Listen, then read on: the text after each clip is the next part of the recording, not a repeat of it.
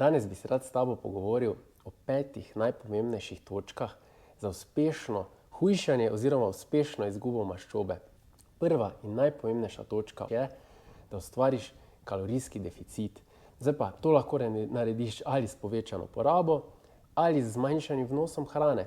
Vsekakor pa je pametno narediti oboje, saj vkolikor poješ preveč, kot potrebuješ, ne moreš izgubiti maščobe in ne moreš shujšati. To je 1x1. Kako to najlažje narediš? Zelo uspešno se lahko s tem soočiš tako, da narediš kratkoročne, malo bolj drastične diete, ki so dobre, čeprav mnogi rečejo, da niso. To so kratkoročna obdobja, ko fejst znižaš kalorijski vnos in ustvariš tudi obdobja postenja, zato da s tem bistveno izboljšaš tvojo občutljivost na inzulin in posledično uporabo hrane v tvojem telesu. Se pravi, da bo tvoje telo znalo bolje izkoriščati hrano in je bo manj kopičilo v obliki maščobe. Obenem pa boš ustvarila še kalorijski primanjkljaj. Druga točka, nikakor ne pozabi na trening.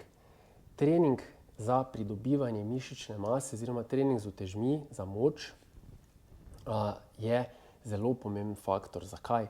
Zaradi tega, ker sigurno poznaš, če mi počivamo, če nič ne delamo ali če imamo recimo nogo, roko v gipsu, enostavno atrofira. Zakaj? Zaradi tega, ker naše telo ne potrebuje tistih mišic in jih izgubi. Mišice pa so najpomembnejši del tvoje porabe kalorij.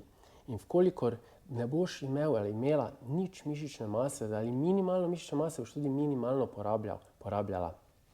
Tako da, trudi se, da ohraniš ali pridobiš čim več mišične mase in obenem s tem telesu v obdobju kalorijskega deficita sporočaš, da te mišice potrebuješ in bo, kolikor se bo le dalo, odvečne kalorije, ki jih bo potrebovalo, jemalo namesto iz mišic, iz maščobe.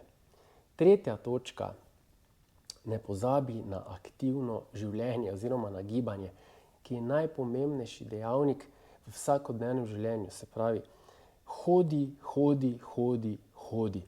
Hoja je najbolj pomemben faktor za izgubo maščobe, saj je nizkointenzivna aktivnost, ki skoraj v celoti potrebuje maščobo, uporablja maščobo kot vir energije. In mi enostavno nismo narejeni za to, da bi cele dneve posedali in poležavali. Če imaš možnost, se gibaj, delaj karkoli, čisti, pospravljaj, sprehajaj se, treniraj, smučaj, hodi v hrib, karkoli, samo ne leži. Okay? Četrta točka v tem pa je ena zelo zanemarjena. To pa je razstrupljanje. In ogromno ljudi tega ne pozna. Maščobe v našem telesu se zaradi prekomernega kopičenja, ker jih nismo sposobni dovolj dobro izločiti, kopičijo v maščobah. In ko pride do procesa hujšanja oziroma izgube maščobe, vsi strupi, ki so skladiščeni v maščobah, nenadoma prihajajo nazaj v naš krvni obtok in dodatno obremenjujejo naš proces razstrupljanja. Kaj se zgodi? Zelo pogosto, to sem videl že 100 in večkrat pri različnih ljudeh, ko začnejo hujšati, zbolijo. Morda se je to zgodilo tudi tebi. To se je zgodilo poenostavljeno razloženo točno zato, kar sem povedal. Ker je v tvojem telesu naenkrat bilo preveč strupenih snovi. Zato je v 4. točki izjemno pomembno, da podpreš svoj proces razstrupljanja v vseh 3 fazah.